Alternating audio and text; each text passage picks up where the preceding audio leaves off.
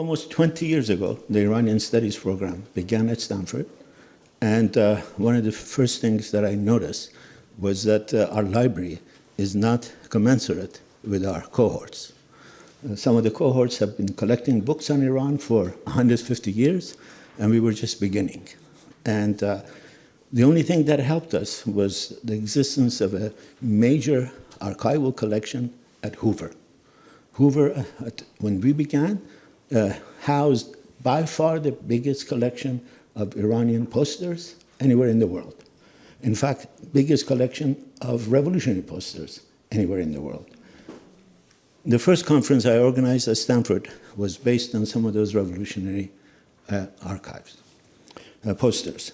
And I knew that the only way Stanford can have a collection, can have a library commensurate with its cohorts would be to build on the archive and build on our collection.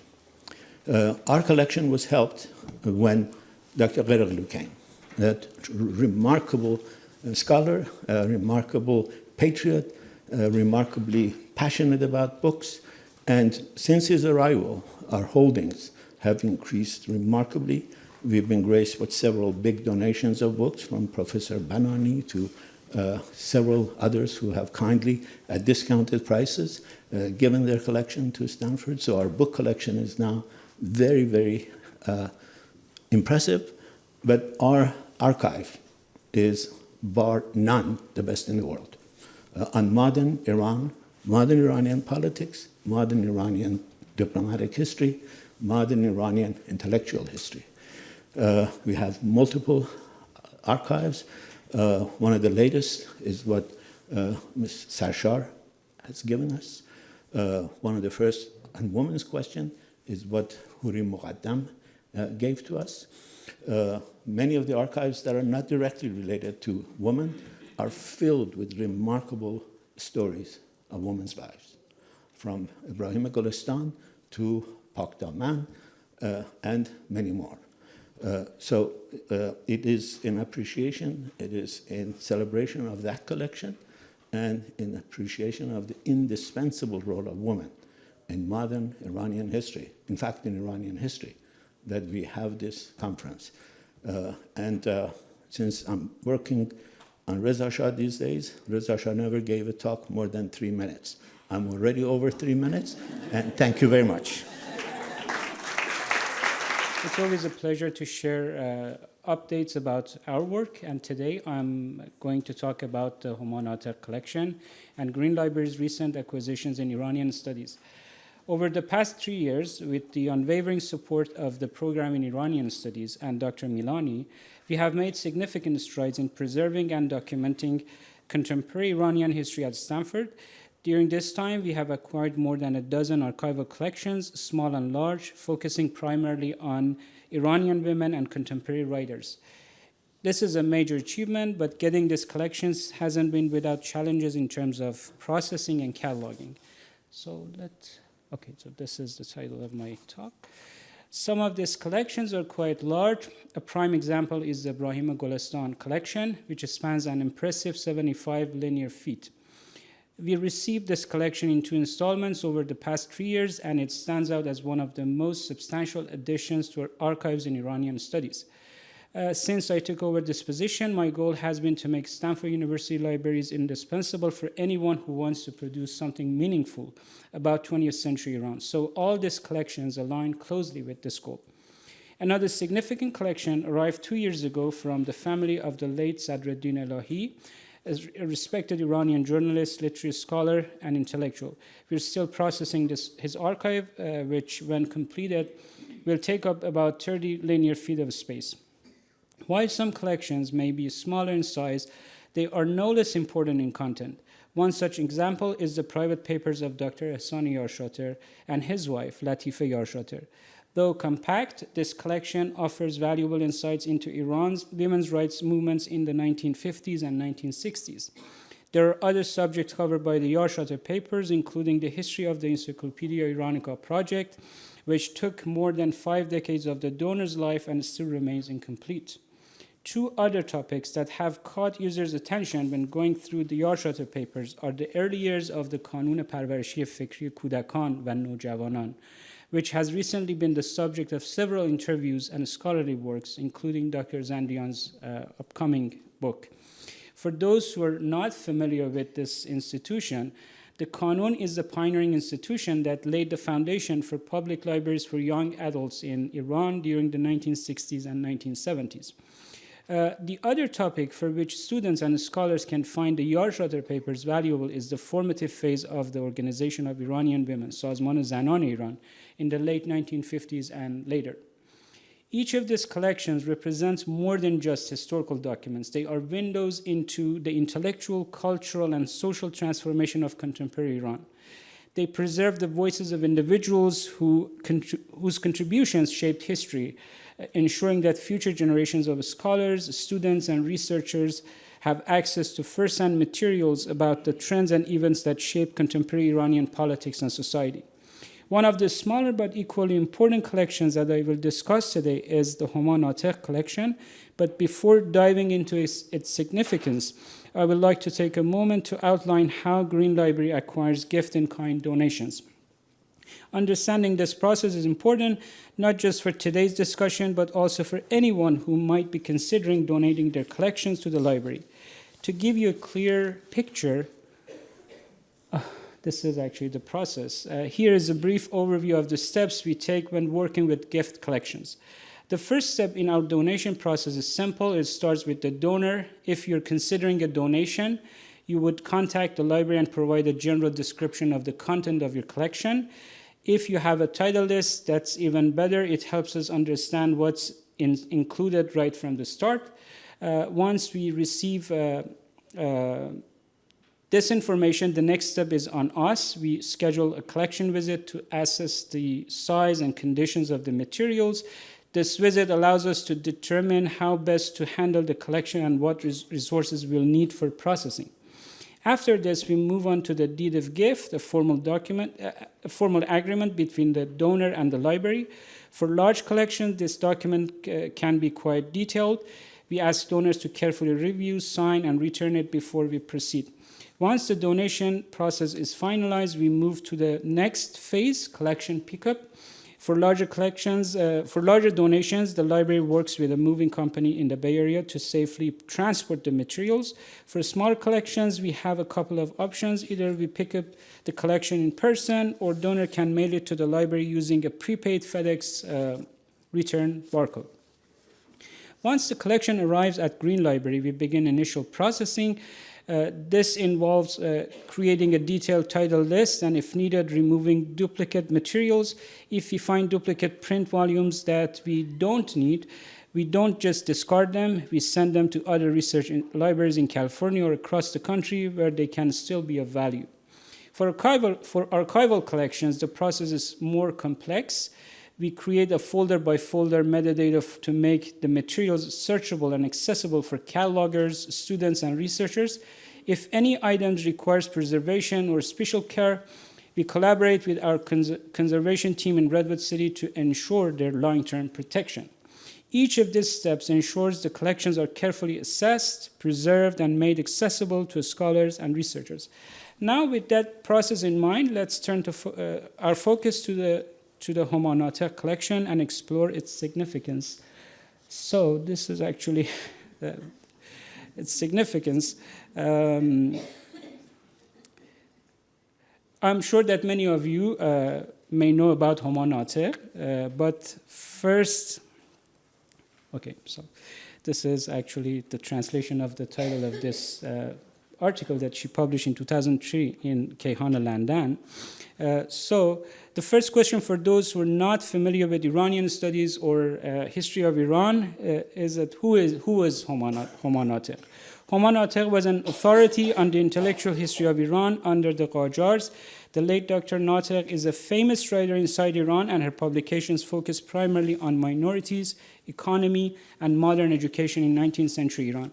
Almost a decade before her passing, the late Dr. Nategh made headlines in Persian media for her public apology for her role in the 1979 revolution, which came in the form of an article in Kayhan London titled, "I brought this upon myself, may curse be upon me."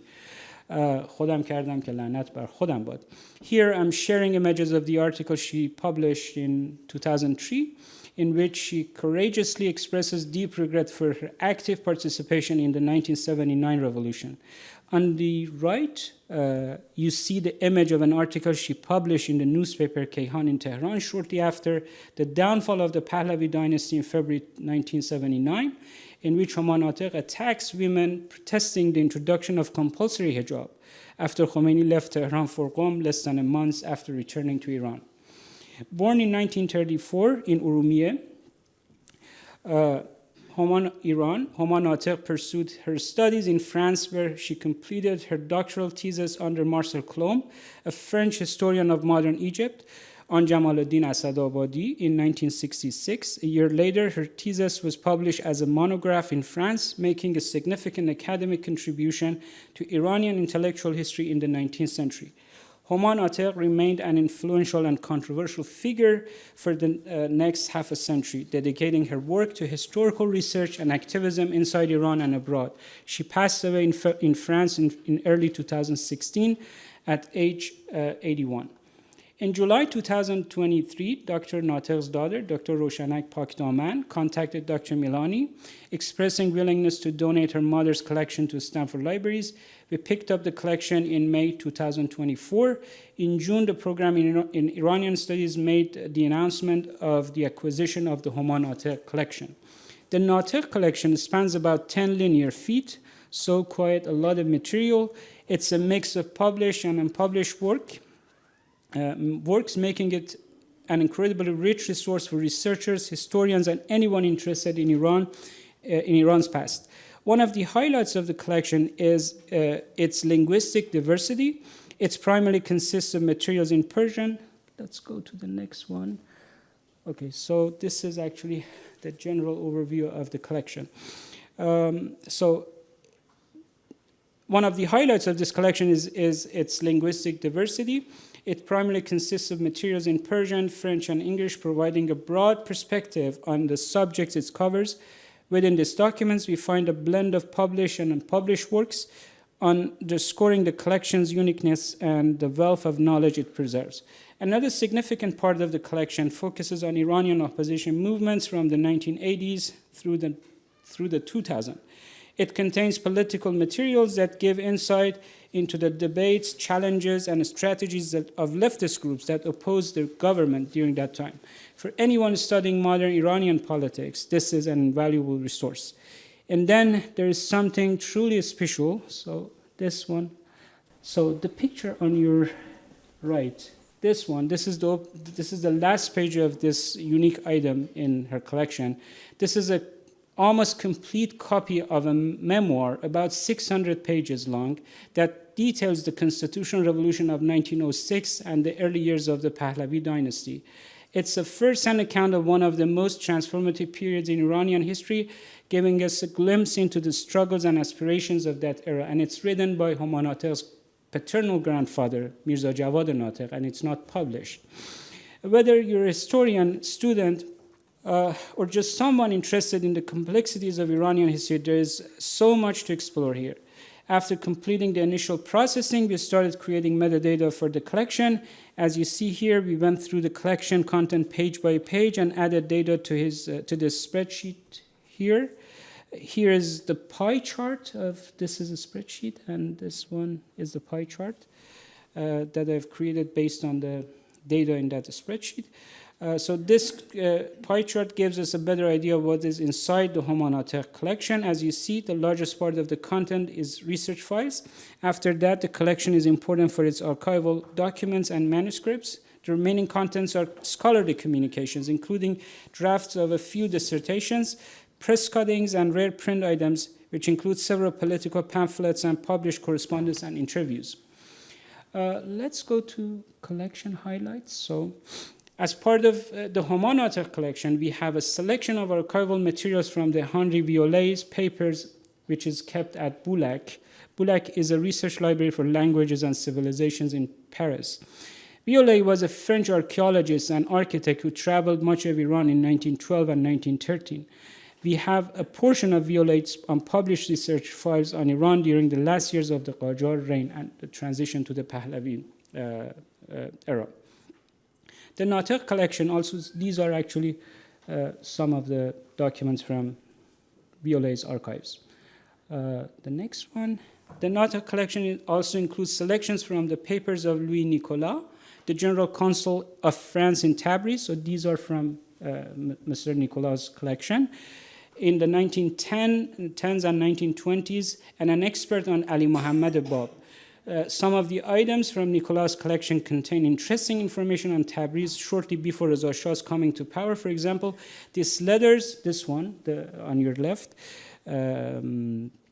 contains references to Sheikh Mohammad Khiyabani, who led the Azadistan uprising in Tabriz between 1917 and 1920. We have copies of Faryad, the next one. Yes, this is Faryad. A local constitutionalist newspaper published in Urumi in 1907. Several volumes of reports in English and French, documenting abuses of women. This one is more contemporary. So several volumes of reports in English and French documenting abuses of women's rights under the Islamic regime in Iran in the 1990s, published by the World Organization of Iranian Women Solidarity.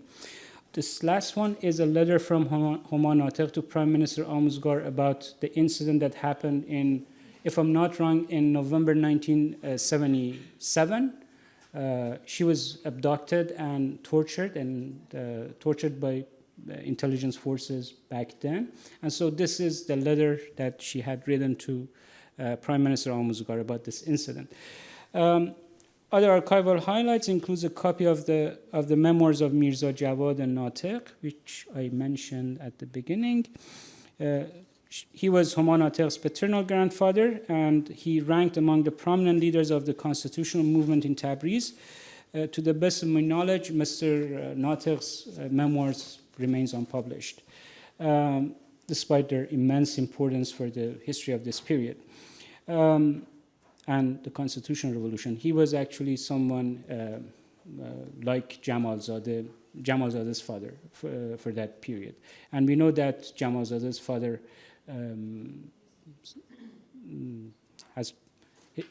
Jamalzadeh's father's memoirs have been published in, if I'm not wrong, 6 or 7 volumes. A few pages are missing from this copy, unfortunately, and I don't know where the original one is kept. And the next one, this one, is a report on the interrogation of Ali Muhammad Bab. So this one is a copy of the report on the interrogation of Ali Muhammad Bab shortly before his being executed in 1850 in the fortress town of Maku. And so this is part of the collection. And this one is an unpublished treatise on the importance of the railway in Iran. And this one is translated, my guess is that it's been translated from Russian, and the dates is the 1880s, so actually the closing decades of the Qajar reign in Iran. So as an example of scholarly communications, I've included the image of the cover of this, the next one, of this unpublished doctoral thesis on the Assyrians of Iran during the latter part of the 19th century and the constitutional revolution of 1906. The thesis is in French and includes copies of nearly 100 original archival documents in various languages on Assyrian communities in Iran at the turn of the 20th century. So thank you so much for your patience and attention. Please let me know if you have any questions. I'm going to talk a little bit about the travails of getting some of these archival material here, because you see them. You see the number of boxes. Some of the ones that we didn't talk about are remarkable in terms of their size. The Zahedi archive, for example, is almost 1 million pages. many, many, many thousands of them never seen before. Many, many, many thousands of them, handwritten notes by Zahedi to the Shah with his handwritten notes on the margins.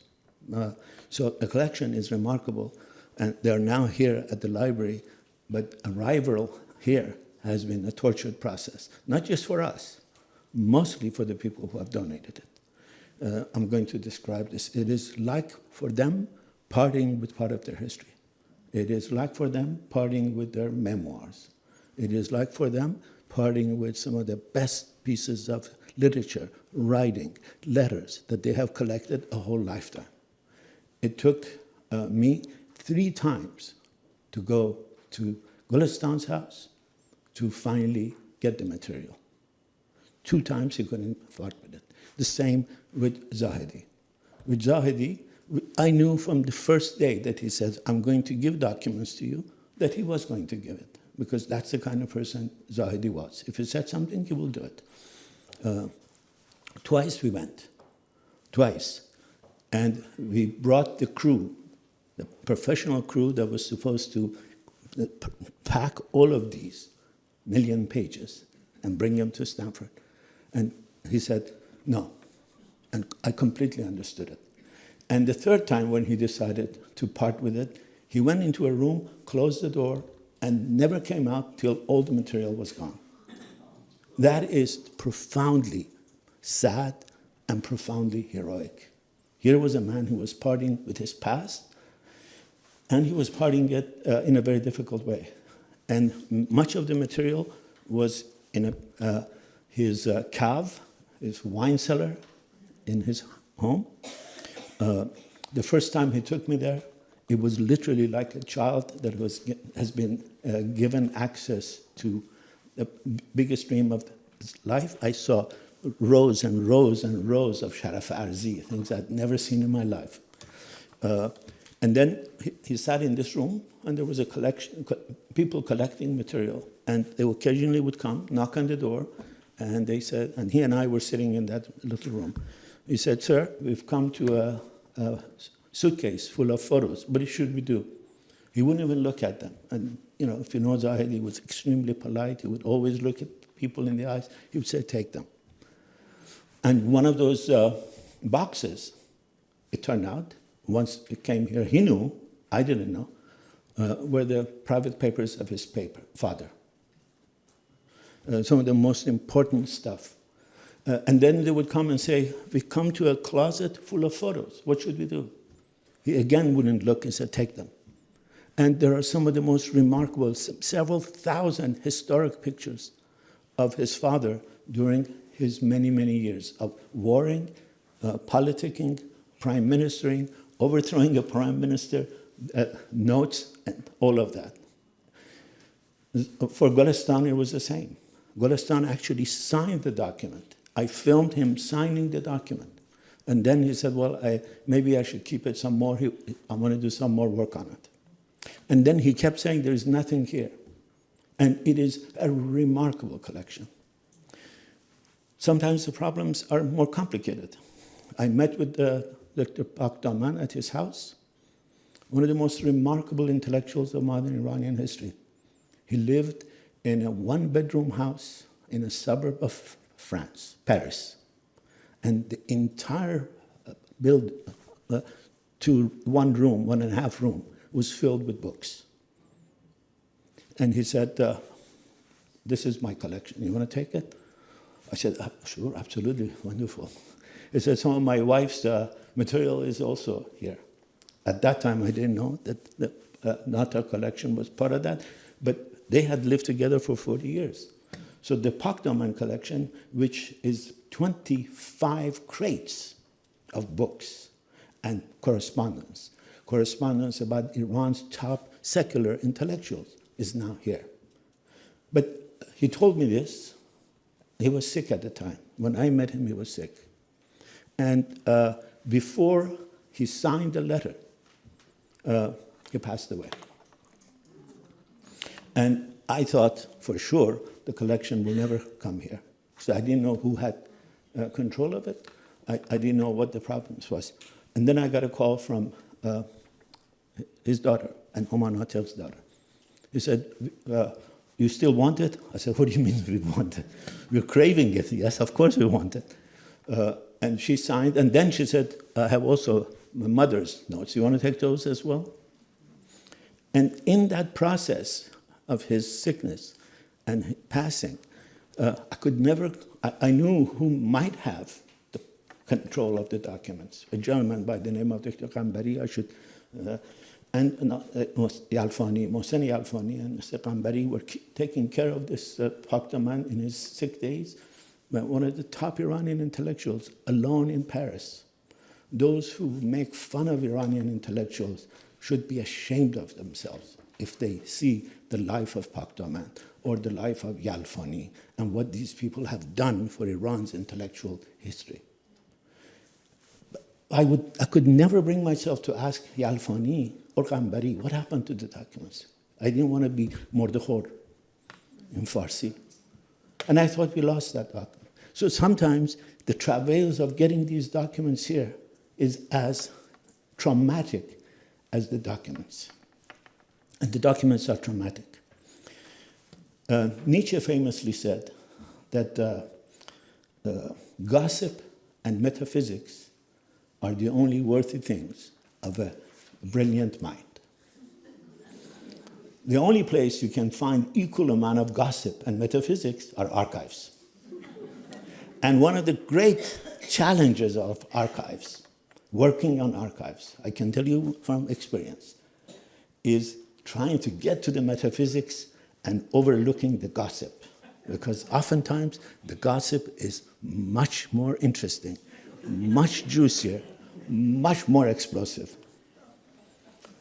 Nasser Mescoub's documents came here. And another, again, example of the travails of bringing collections. They contacted me, they said, we want to donate Mescoub's collection, papers to you. He was interested in donating it to Stanford. I said, we would love it. I didn't know how expensive it was. And the person who had called me said, next time you come to London, call me and we'll arrange it. Next time I went to London, I forgot to call him. And he heard I'd been to London. Qahr kard. Literally. And then somebody called me, somebody else, Miss Kasmai, called me from Paris. He said, you know, these documents are at somebody's house, I won't mention, a journalist, and they're going to go to waste there. You better call and apologize to him. Maybe he'll forgive you and give you the documents. I called and apologized.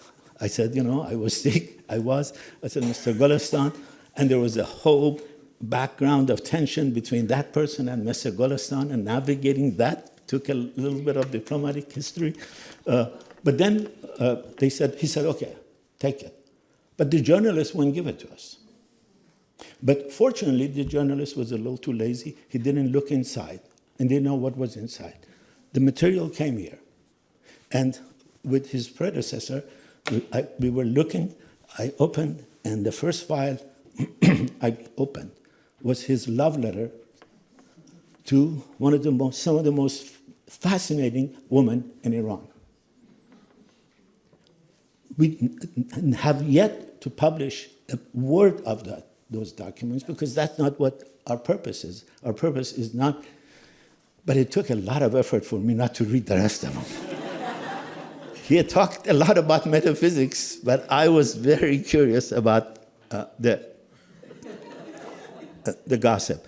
And in the case of Iranian archival material, one of the problems we generally face is that people are reluctant to accept that what they have is archival material. And you never know whether this is taruf or they seriously don't think that this is serious stuff. When I first saw the Moghadam archive, Moghadam papers, she invited me to her house. Moghadam is the mother of Hamida Moghadam, a very remarkable woman, truly a remarkable, one of the first graduates of Tehran University, the teacher of Shirin Ebadi, very serious, stern teacher of Shirin Ebadi. Shirin Ebadi was still afraid of her when she was talking about it. Really, she said, he told Tommy, she said she had a lot of gravitas. And she invited me for Asher Eshteh, and after having some lunch, she said, let me read you some of my journal. And she began reading her journal. And it was remarkable. I said, how many of these do you have? She said, I've been writing these since I was 15 years old. I said, well, maybe you'd consider giving it to Stanford. He said, oh, this is garbage, it's not worth it. Golestan incidentally said the same thing to me many times. He said, what is this you want? Why do you want to take this stuff? Oh, no, you want it, well, we can take it. I said, no, anything you have is important. The only person who gave us the collection without any headache is in this room. No, I really mean that. There are two people who have helped us after giving the donation. One is Homa Sarshar, and the other one is Ardeshir Zahedi. Ardeshir Zahedi gave the donation and then gave us $2.5 million in endowment to bring visiting fellows to research and write about this document. We now truly need to find other occasions to bring scholars, because as my dear colleague said, I truly believe Stanford is now indispensable for anyone writing research on modern Iranian diplomatic history, political history, cultural history, cinema, films, novels. We have Ibrahim Golestan, and we have Hushang Golshiri, and we have Homa Sarshar. Thank you very much. My time is up.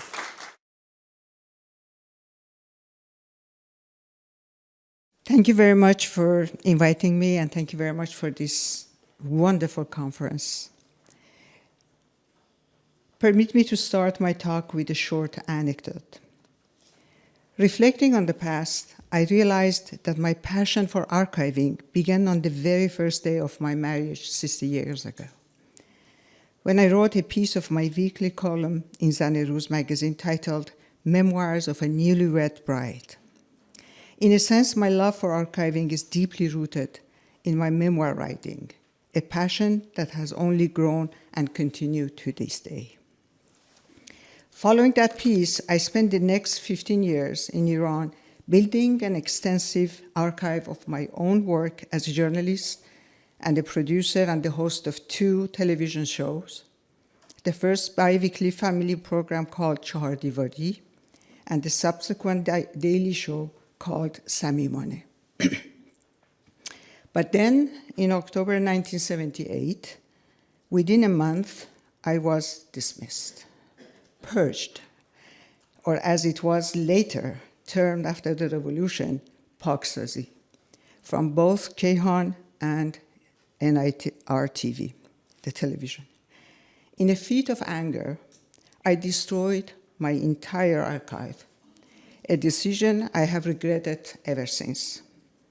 Today, fragments of my work occasionally find their way back to me thanks to the efforts of friends still in Iran. But the archive of my work in Iran, sadly, remains incomplete.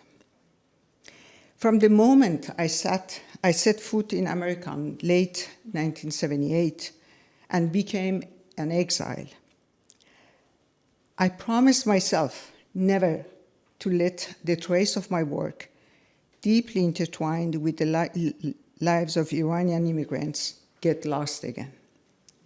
Determined to preserve this legacy, I committed myself to building a meticulously organized archive, pursuing this goal with unwavering dedication, even to the point of obsession. For 4.5 decades, though physically distant from Iran, I carried in my heart and refused to let my years in diaspora be lost to time. By every means available, I gathered and safeguarded this new archive, holding onto it with fierce determination. The result of these efforts now lives on, digitized and preserved in written, audio, and visual forms, ensuring that the story endures.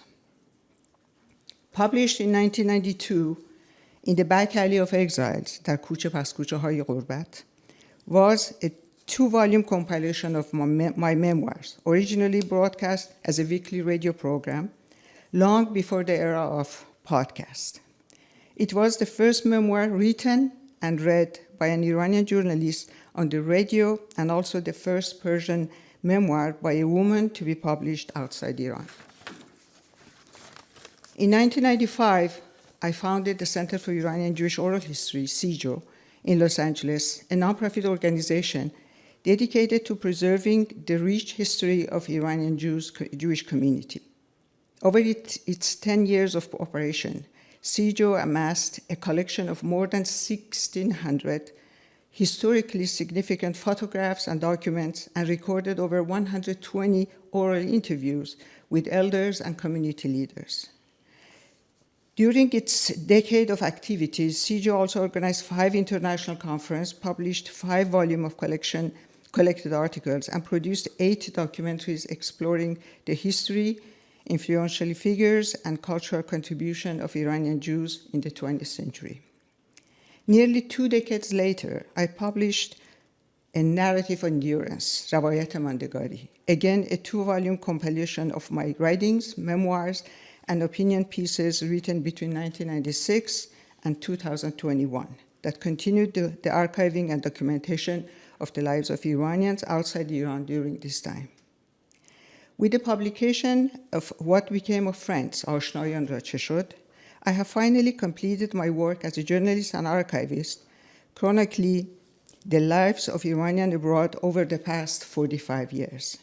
This final volume brings together my writings and interviews with some of the most influential exiled figures in Iranian culture since the revolution, in some instances offering the only recorded reflection of some of these figures on this chapter of Iranian history.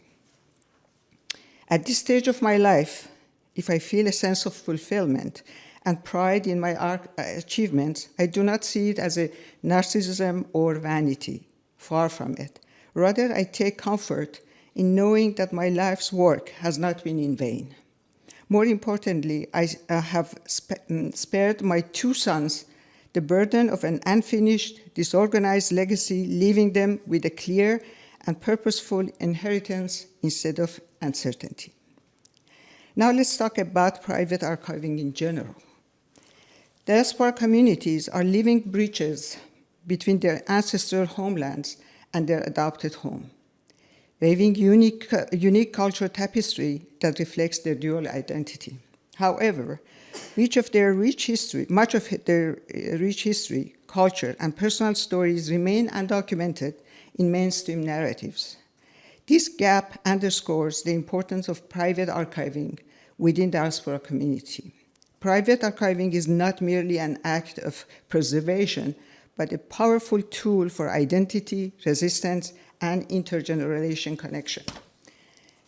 The significance of private archiving in preserving the diverse narratives and cultural heritage of the diaspora community cannot be overstated, particularly when government archives, shaped by political agendas, ideological biases, or resource limitation, often fail to reflect this experience. Private archives, therefore, serve as necessary and valuable repositories of identity, migration, and collective memory, safeguarding stories that are frequently overlooked or deliberately erased by state-controlled institutions. Beyond preservation, private archives also offer a richer, more nuanced portrayal of diaspora identity. Life in exile is a fusion of cultures, histories, and influences, and private collections capture this hybridity in ways that institutional archives cannot, ensuring that these complex lived experiences are neither lost nor homogenized. We are all familiar with the challenges of government archives, which often prioritize nationalistic narratives, erase dissenting voices, or impose uniformity on history. In contrast, private archiving is a grassroots effort to uphold the authenticity of marginalized histories, ensuring their survival and transmission to future generations. Mainstream archival institutions often overlook the contribution and lived experiences of diaspora community. Official records may marginalize their stories, leaving crucial aspects of their heritage vulnerable to erasure. In contrast, private archiving provides an opportunity to document oral histories, photographs, letters, cultural practice, and artifacts that reflect the unique experience of this community. By safeguarding these materials, families and individuals can ensure that their histories remain visible and accessible, even when broader societal institutions fail to recognize their importance. For members of diaspora's community, private archives can also play a critical role in fostering a sense of belonging and continuity. These archives serve as repositories of memory that connect individuals to their roots, helping them understand where they come from and how their ancestors lived, loved, and thrived. For younger generation, access to these materials can deepen their appreciation of the cultural heritage, countering the potential alienation that can arise in a multicultural environment. Private archiving is also an act of resistance against cultural loss. Diaspora communities often face systemic pressures to assimilate, which can lead to the loss of languages, traditions, and other cultural markers over time. By intentionally preserving their heritage, families and individuals resist these forces and affirm that value of their unique identities. This resistance extends the moments of political upheaval or forced migration. In many cases, members of diaspora communities leave their homelands under duress, carrying with them only fragments of their lives. While private archiving is vital, it is not without challenges. Mainstream physical and digital archives requires resources, knowledge, and commitment. Fragile materials such as old photographs or handwritten letters may deteriorate over time, while digital archives face threat from technological changes, which happens every day. For my own archive, I've transferred my archive 3 times. First from cassette and VHS videos to disk, and then from disk to computer files, and God knows when would be the next. Furthermore, not all members of diaspora communities may recognize the importance of archiving or possess the means to undertake it. However, these challenges also present opportunity for collaboration. Community organizations, cultural institutions, and diaspora networks can play a pivotal role in supporting private archiving effort. This is what Stanford Iranian Studies is doing, and is very, very important.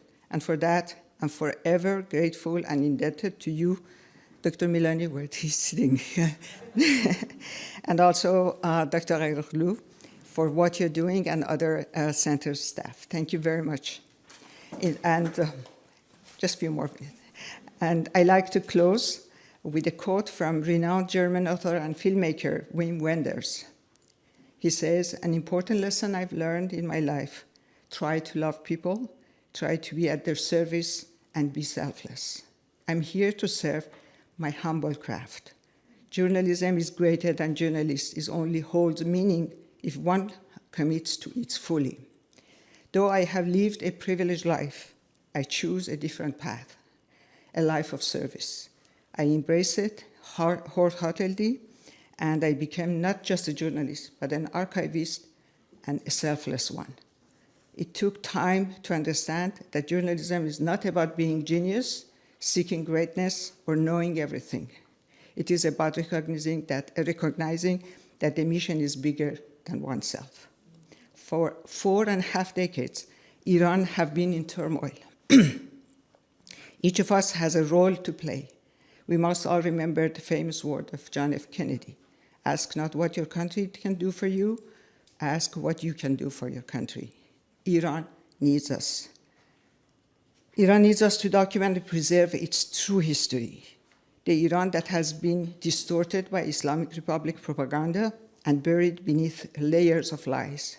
It is our responsibility to ensure that the real face of Iran endures. Thank you very much.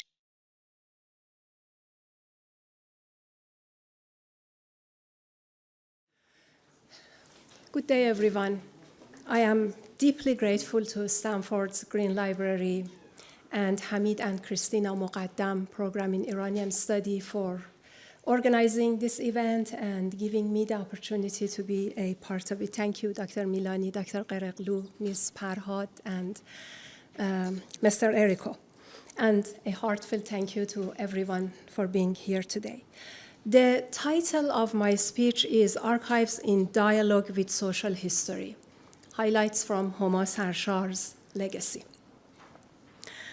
In this discussion, I aim to highlight the essential role of social science and humanities archives, including personal and professional memoirs, in enriching social history and collective memory.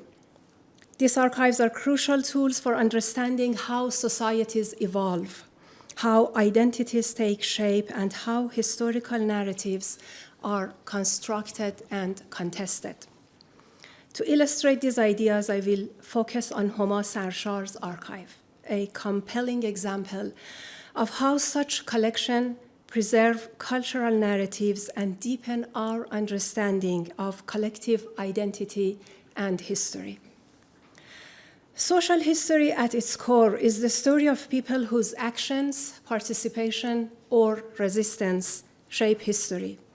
Yet too often their names, efforts, and memories are silenced or concealed within the layers of official narratives. For us Iranians, the urgency of preserving individual narratives at this particular moment in history is magnified by the actions of power structures in Iran.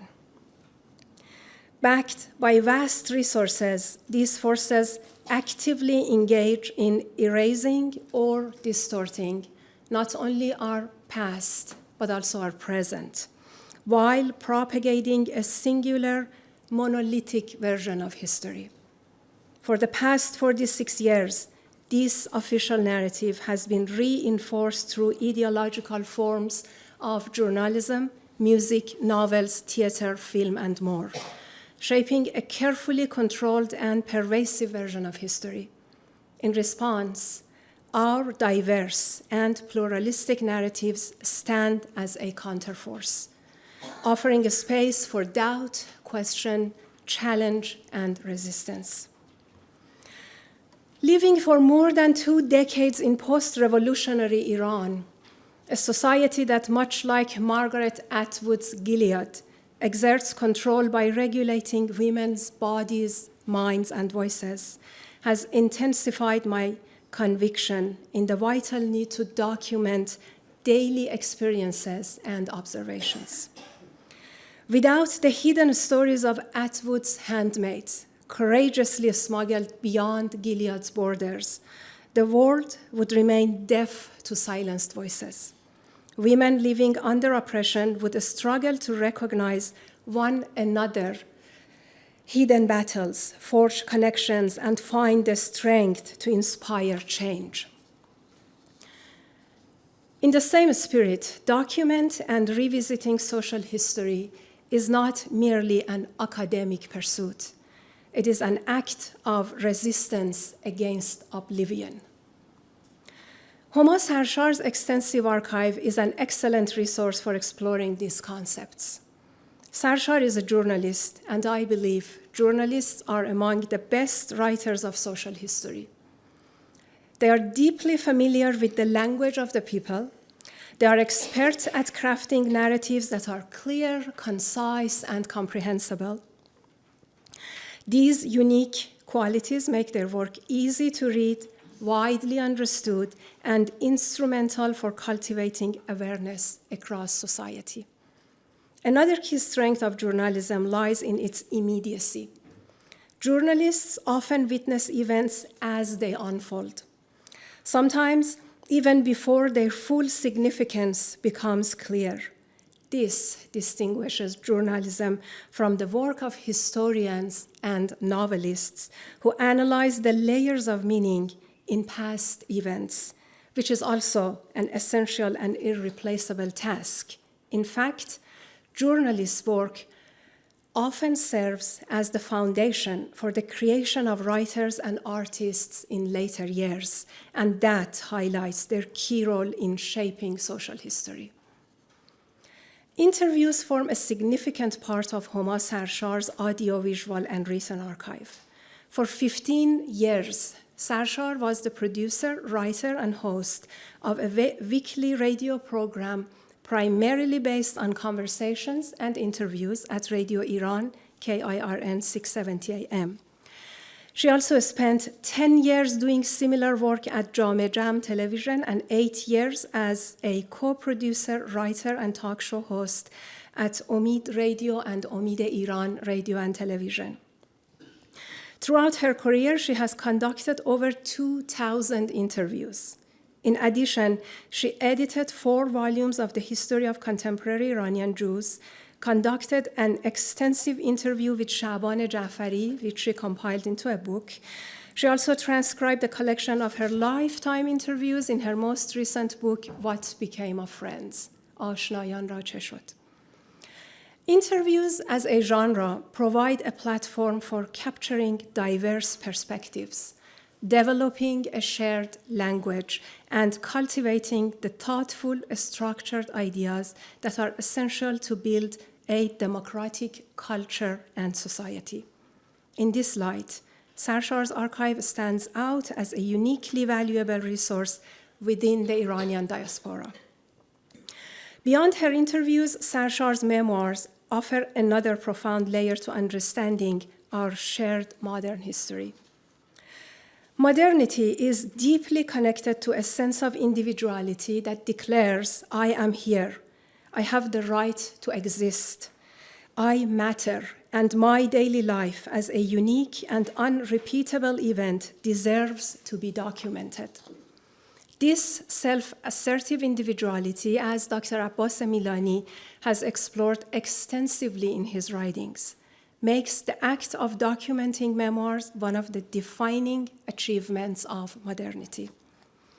On the other hand, an individual's recorded memories, which offer a narrative of the social history of that era, are not valuable only to the storyteller, but also to the audience. I left Iran more than 2 decades after the revolution and the immigration of the first generation of Iranians. My understanding of the path that led to what we now comfortably call the Iranian community outside of Iran, Jami'e Irani Borun Marz, or as Mansour Kushan named it, the country outside of the country, Keshwar Kharij az Keshwar, its challenges, struggles, and the dedication required to build it has been primarily shaped by Homa Sarshar's 2-volume memoir, In the Alleys of Exile, Dar Kuche Pas Kuche Hay Ghurbat.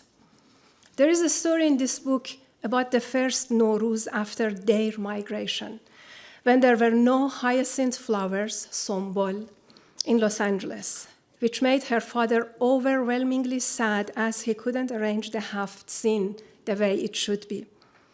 Over time, Iranians began cultivating and nurturing the flowers, and within a few years, it could be found in every American supermarket. This simple memory is both an emotionally powerful piece and a symbolic story of how a community gradually took root and flourished. Over time, this understanding helped me move beyond nostalgia and the regret for what remained unfinished in Iran.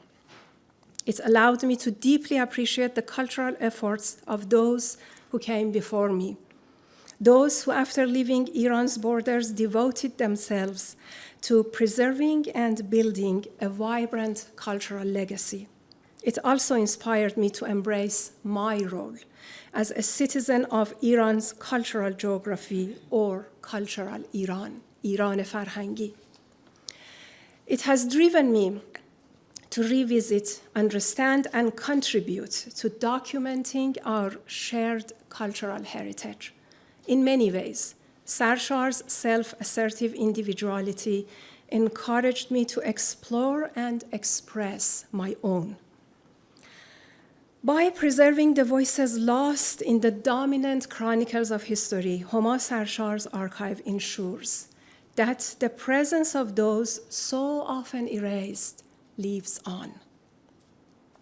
Her work stands as both a testament and an invitation, a testament to the resilience of those who refused to be silenced, and an invitation for us to continue documenting, preserving, and sharing our collective stories. This archive highlights the dynamic connection between journalistic records and social history, where personal stories shed light on broader historical contexts. Thank you, Ms. Sarshar, and thank you, everyone.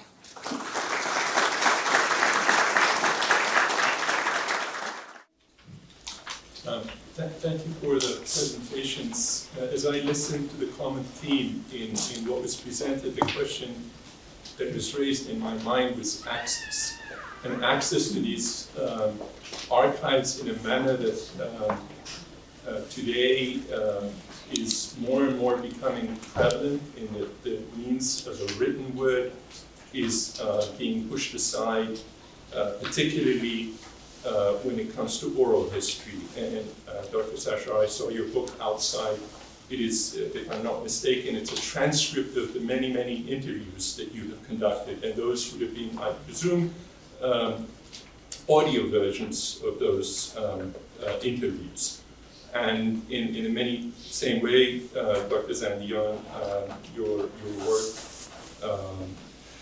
Ehsani Yashater در گفتگو کماندار زن-e Ruz, that obviously also was a interview that captured the nuances of the conversation that took place. And one of the things that happens is, in fact, that gets lost in the transcript. The pauses, the way things are expressed, those can get lost, and some of that meaning is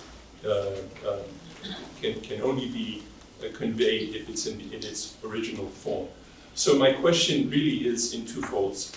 In your experience, how important or how insignificant is that loss? And then the chief archivist for the Stanford Iranian collection, I'm interested to know how easily the information that you presented and is in the collection, how readily is that available to the general public? Thank you.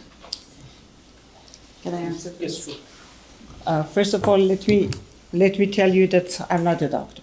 The doctor before my name is an honorary doctor that I don't use it anymore because I thank them for the honorary doctor, but I don't use it.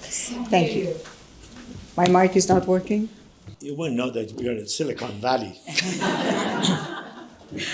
Okay, I'm sorry. To answer your question, is it just personally for me, I have the transcript, I have the audio, I have the video, I have the digitized everything.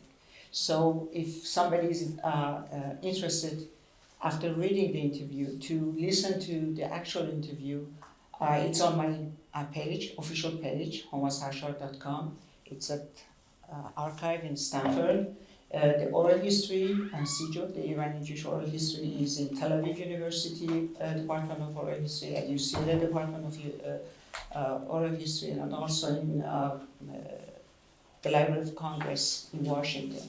So there is a vast opportunity to listen or to watch. Some of these interviews also were for TV.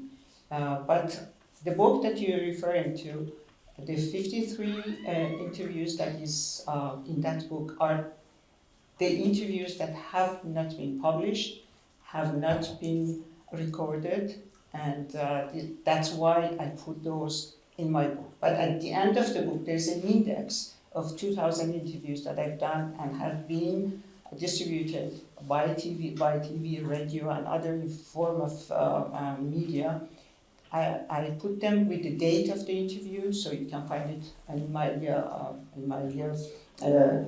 website and also in YouTube, all the social media, and as well as the archive that I've given to Stanford. Okay, as to the second question, so we have multiple storage facilities in the Bay Area, and the main one is in Livermore. And so we keep these collections there. For anyone who is interested in getting these collections, we have this reading room here in Green Library. They can actually use an online system to request to page any boxes or any specific collections they're looking for. And then the collection will be ready here. So this is actually for Stanford users, but we have almost the same thing for any user from outside Stanford. They can come to the library, they use their driver license to enter the building, and then they can go to the reading room in collaboration with the spec department. They can actually put a request online and then come back within maybe 1 day or 2 days. And when the collection is here, ready to checked out by the user. So this is actually the routine of checking out these collections. But ultimately, the goal is to digitize these collections and make them available online. It depends on the amount of funding that we have. So for example, we have some collections that come with funding. So the library uses that funding toward digitizing those collections. If we don't have enough funding, then it takes time. But in long term, the plan is to digitize those collections, and I hope we can actually. So, in previous years, for example, for the collection that we have for Homa School, the library started digitizing part of the collection. So this is one shortcut for us to make at least some snippets or highlights of the collection available online for users. So one more question here, then we'll go to this side. Go ahead. Hi, so I'm a journalist and I'm an audio journalist specifically. So following up with the questions of so I was wondering that how are the permissions and allowances of using those specifically audio interviews in the works and reports that we do. Okay.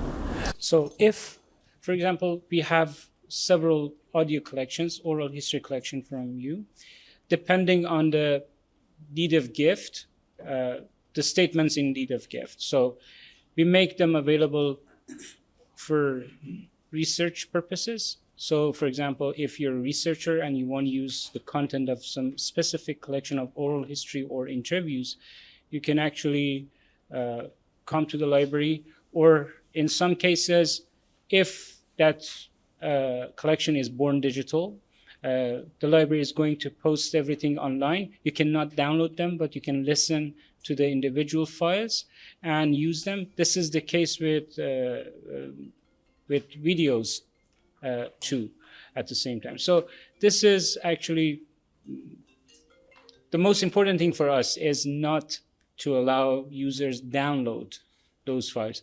And if there's any restriction on the part of donors, you're going to actually to abide with those restrictions very strictly. For example, we have some collections that we have a restriction of 50 years of no access. So there's no way for us to make them available until that time is passed. So this is actually the way things works. Am I allowed to ask a question? Sure. So I'm following that question. How, as a user of the archive, how do we search for some topic? I understand they are categorized based on the archivist, but if I'm looking for certain topic, for example, in Mescoop's archive. It's not easy. Yeah, it's not easy because the level of description is very limited. So it's up to scholars to come to the library, go through all those boxes one by one, and then explore the topics. For example, we don't know what is inside Ehsan Yarshater's collection. For example, if there is anything about this specific political movement or not. So it's up to the scholar to come to the library, to go through those boxes one by one, and then see themselves if they if they find anything inside. So the level of description is very basic and general. So we're not going to detail. Dr. Kayhan, did you have a question? Yes, Go I- ahead. First of all, thank you for initiating this. Thank you so much. Well, here's where I said, wow. My question is about Iranian music. Our singers and musicians. What's your archive about in that respect? What do you have? We have a music library. I don't. So we have a music library. So in music library, we keep any physical item related to music. But at the same time, we're trying to make sure that, if we have anything digital, they are available online. So we are, as part of, this recent acquisition trends, we are planning to get a major platform I'm just trying to remember the name of the platform. What was Miss Golha is part of that platform. Golestan, yes. Golestan platform. This is actually a digital collection of Iranian pop culture for 100 years from 1880s to 1980. And it's fully searchable. It's a huge, project, and it's very complicated because this is done over more than 4 decades. They have used different systems of transliteration and description. And for the library, it's very difficult to actually incorporate the whole collection. So we have this principal agreement on the part of the library to get this collection, but it takes long. It takes time. It takes maybe several years for us to absorb all this metadata that they have created over time. So this is some technical difficulties that makes it very slow. So can we hear them? Is it vocal? Yes, yeah. Can I say that Jane Levinson, who has worked for 40 years, has decided to donate it. And Sarshar is involved, as you can guess. Homa Sarshar has been extremely helpful in trying to bring it here. And once it comes here, it is the single greatest collection of music and literature about music and commentary about music and magazines about music. It is a work of love by a British husband and wife who loved Iran, who loved Golha, who loved poetry, who loved literature. And it's a testament to the greatness of this culture that has these kinds of people and has people like Human, who's himself a great art collector. He spent hours and hours and hours trying to make this collection come to Stanford. For Dr. Ghereghlou, I was the publisher of one of late Homa Nategh work, Homa Nategh. Yes. Yeah. I would like to know if you recall in the collection there are the handwriting of Nategh. No, not this specific book, because I have a print copy of the same title in front of my office. So when you mentioned it, took me to that specific volume. But I haven't seen, because I went through Homa Nategh's collection. I didn't see anything about Persian literature. Everything in this collection is about history. So I believe that if we have maybe 4 or 5 students of history, each of them can write something, a dissertation, based on this 5 boxes, because of the amount of materials that we have, primary source material in this collection. I haven't seen. Well, many thanks to your presentations, very instructive and informative, wonderful job.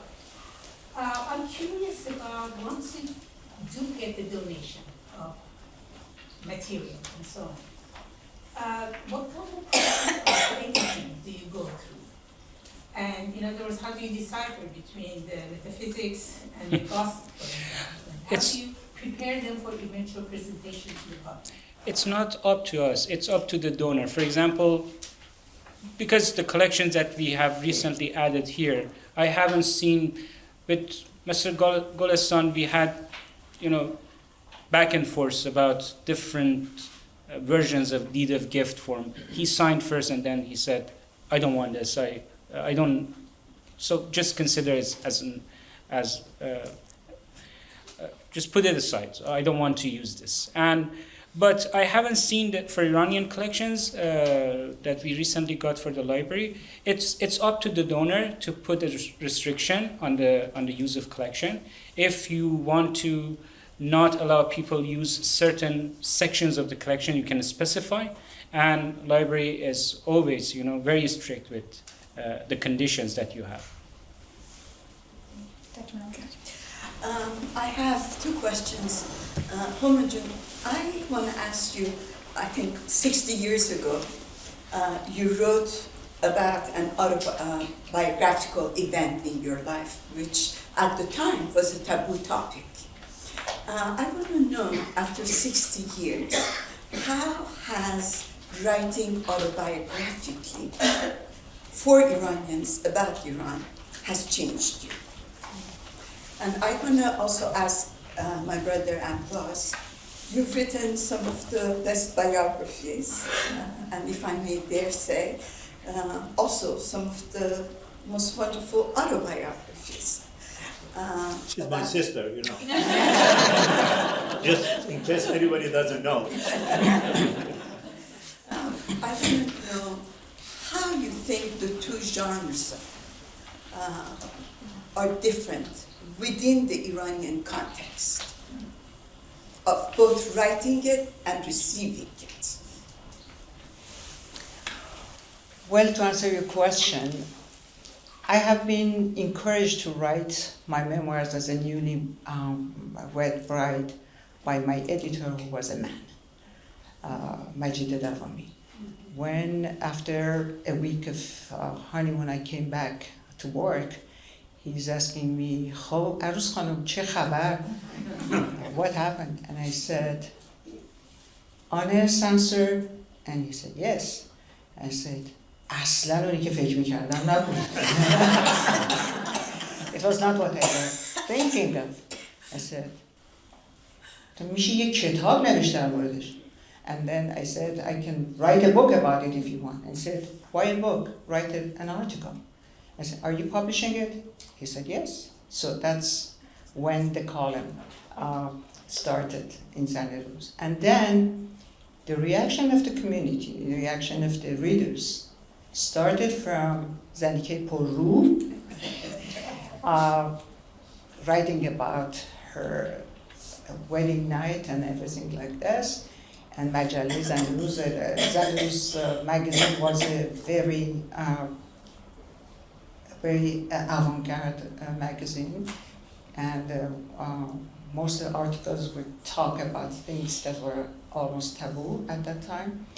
And then to today, that people said, okay, we appreciate what you're doing. And you started a path that we continue to see how yourself you grew, and how the community accepted you instead of rejecting. So there was also, I can say at the beginning, it was like a roller coaster ride, loving it, hating it, loving it, hating it, and then afterwards, I believe, I hope that I'm right, or too optimistic. I think that I have been accepted. So here I am. Well, let me talk about the biography part. It's easier. I think there's a cultural change in reading habits in Iran, and in Iran, inside Iran particularly, and unfortunately to a lesser extent outside Iran. I think in this sense, the audience inside Iran is much more nuanced. They're much less Manichaean. In biographies, they're not looking for a hero and a villain. They're not looking for a rosé, which is the way most biographies were, either a Shamr or an Imam Hussein. They want the facts, and they accept that reality, political reality, historical reality is in the gray zone, not in a black and white. And I don't think they accept the kinds of narratives that people used to write about Samad Behrangi or Shamlu or whoever, the Shah, Mossadegh. These no longer, I think, are what people read. If you had published what Homa Sarshar did about Sha'ban Jafari 50 years ago, she would have been run out of town. But who is this hoodlum? Somebody told me, I don't want to mention the name of the person, a very prominent family member from one of the most democratic, secular Iran, told me, you should be ashamed of yourself for bringing Zahedi's papers to Stanford. This hoodlum, this chagalu, that culture is gone, both inside Iran and I think to a lesser extent outside Iran. The discourse about politics in Iran in the last 2 or 3 years has gone back to a kind of Manichaeism that I think is remarkable and incongruent with the spirit of Iranian society and incongruent with the possibilities of making a democratic transition. Did you focus any of your work in Iran on Iranian Jews, or did that become more significant once after the revolution and you were in the US? No, I didn't write about the Iranian Jews back in Iran. There was no necessity to do that at that time. And also when I came here and I started to work, actually I started working with the Iranian Jewish Federation and publish their newsletter, monthly newsletter for a while. And I have heard from many people that, oh, we didn't know you were a Jew, because this was not a question before the revolution.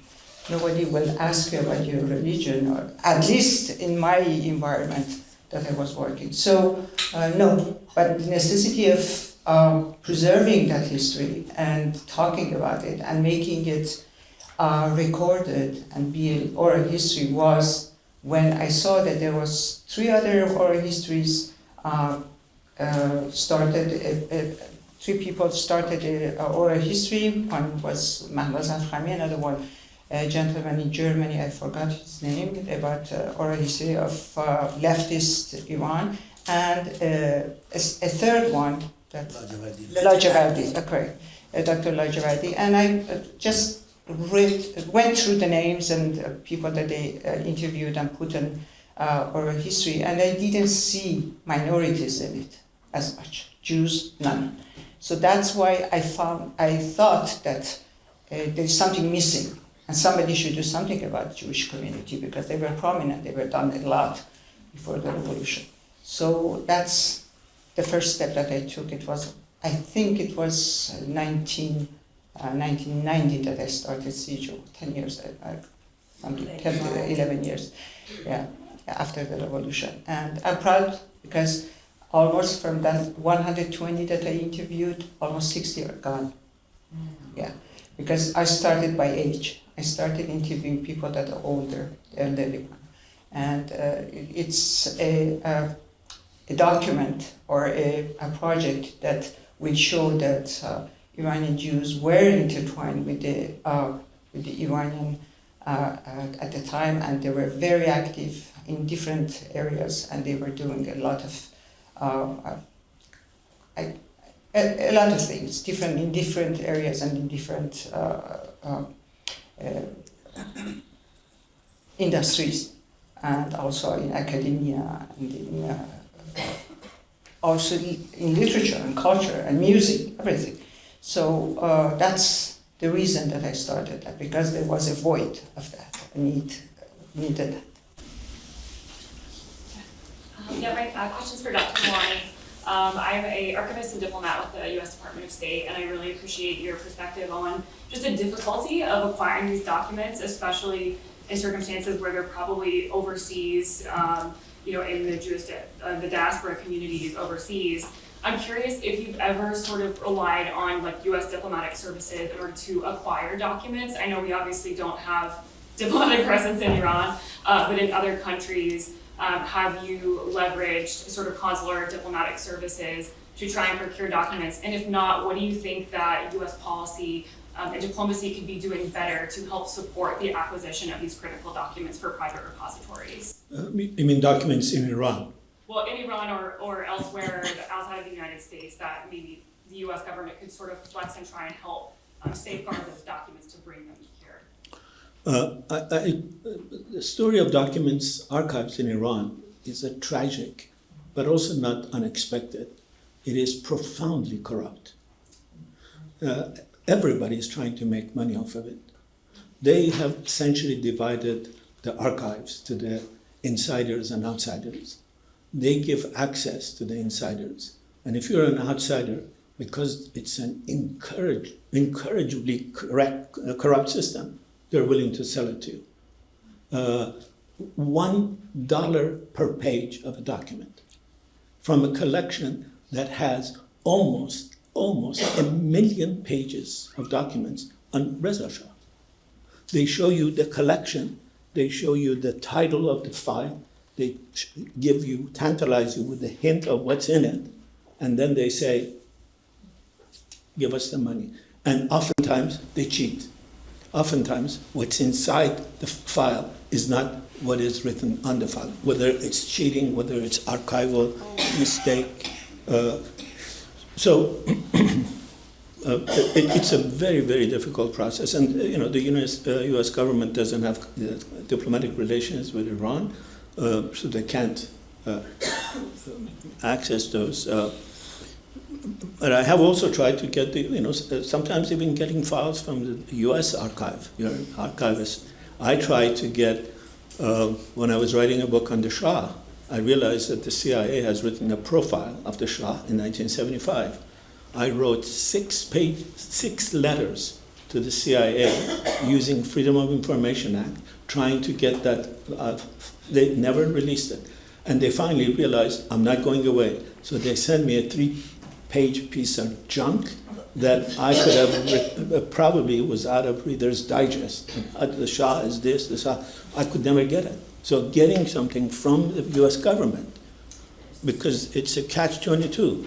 It's a Freedom of Information Act unless the U.S. decides that it's not willing to send it. So here, at least, they don't sell it to you, but there's also difficulties in accessing it. I have a question for Ms. Zan-e and Ms. Sarshar. I mean, it's a unique experience to have to be working with an archive with the person who's kind of collected and put it together, still kind of actively kind of working on the archive, but also kind of being there. So I'm wondering if you could speak to that experience. And Ms. Sarshar, what was that experience like to have someone kind of actively work on the archive that you have collected? Oh, first of all, relief. Because I was always afraid that I would die and they would stay in my closet or in my library and nobody will care. Because my, not Human is different, but Sefer, my oldest son, once we were moving from one of my prior house to another one, to an apartment, and we needed to throw away a lot of stuff. He was in my library putting the stuff in the box and said, why are you having all these papers and stuff? What is this good for? And I said, what do you mean? This is my life. He said, oh God, if you don't do anything, I'm going to throw it away. So, so that was the day that I decided it should go somewhere. That they don't think like Sefer, my son, to throw it away, because maybe one person, one student, or one researcher will use it, and that would be, for me, it would pay all my work that I've done, and it would be the answer that I was looking for, that all these documents and files and everything can be useful for the next generation, for the Iranian after in diaspora or inside Iran, to know where we were, what we done, and what happened to the community outside Iran. And I actually didn't really do anything to help her collecting her archive. I was just insisting, very badly. And the reason is, it's very personal to me. The reason is I consider myself always a citizen of Iran, no matter where I live, deeply in love with Iranian culture and literature in particular. So in early years after migration, it was very challenging for me to even define myself because I frame my question through Persian language. I seek understanding, meaning for life in Persian language. So it was very difficult for me. And the process of understanding what we call now cultural Iran, the concept of having a geography of culture and language outside of the geography of Iran helped me actually to survive. My very first encounter with that was her 2-volume memoir, In the Alleys of Exile. When I read it, that was maybe a couple of years after I came to the US. And I realized that I can do something to redefine myself, my questions, my path. And that is to help in a way that I can to document the life, the efforts, the lessons, the achievements of the first generation of Iranian cultural figures in exile. Figures like Dr. Yar Shater, Dr. Abbas Milani, 2 years ago, I had the privilege working with him, and other people. And that helped me to realize I can do that. And living in Iran, I wouldn't have been able to do so. So this is the cultural Iran that I really wanted to live in, so I can live in it. And from that, I'm still processing it, it's not easy, but from the time I realized that we were working together in Ms. Sarshar's radio program for 10 years, and I insisted, maybe, 15 years? It took 15 years for me to convince her to continue writing her memoir and collecting this big archive. I didn't do anything else, just pushing.